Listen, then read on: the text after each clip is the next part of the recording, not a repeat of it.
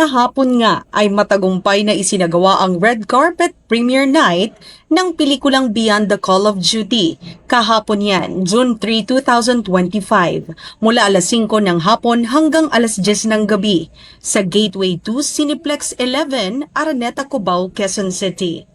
Dinaluhan ang espesyal na gabi ng mga artistang kabilang sa pelikula, mga taga-suporta at mga opisyal mula sa Philippine National Police, PNP OLC Foundation Incorporated at Bureau of Fire Protection.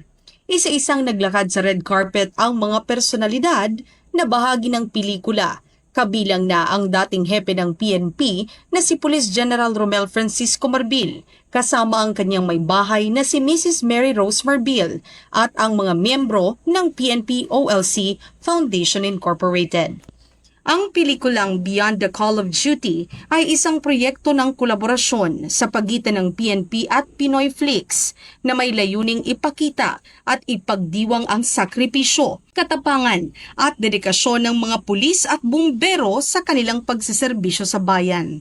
Sa pamamagitan nito, layon ding palakasin ang moral ng mga lingkod bayan, palalimin ang ugnayan ng kapulisan sa komunidad, at baguhin ang negatibong persepsyon sa PNP sa pamamagitan ng makatotohanang paglalantad ng kanilang tunay na layunin bilang tagapangalaga ng kapayapaan at kaayusan sa bansa. Narito naman ang mga naging pahayag ng mga taong nanood sa pelikula. Maraming sa akin moments na ano ko, lalo na yung mga times na madala yung mga nasa Call of Duty sila, tapos mga occasions in the family na hindi sila maka-attend, yung merong nawalan ng isa-isang anak, di ba mabigat yun?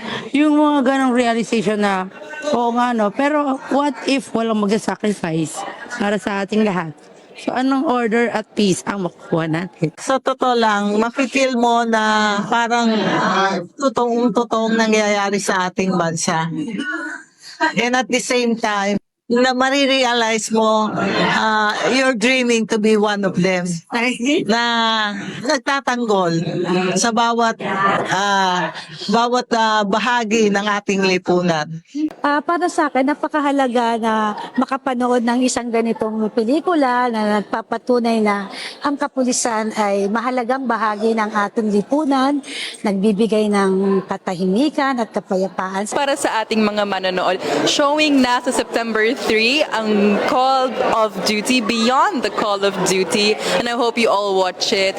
Sobrang halaga ng topic na to sa police and really na-earn yung respect namin lalo, and I hope you will enjoy the movie when you watch it. Beyond Call of Duty is out today. We just watch it, and it will be out in nationwide in Cinema Philippines. Make sure you get your ticket and watch the movie Beyond Call of Duty Philippines, about how the police protects its own citizens. So it's an amazing movie. Make sure you watch it so you can learn. So kita-kita tayo.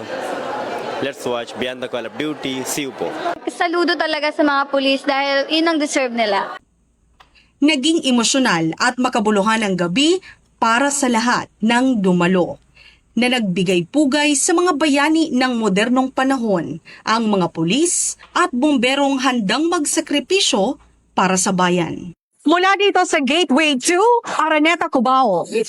Ako ang inyong PNN correspondent, Patrolwoman Melanie Mapa, nagbabalita para sa Police News Network, alagad ng batas, tagataguyod ng Balitang Pulis.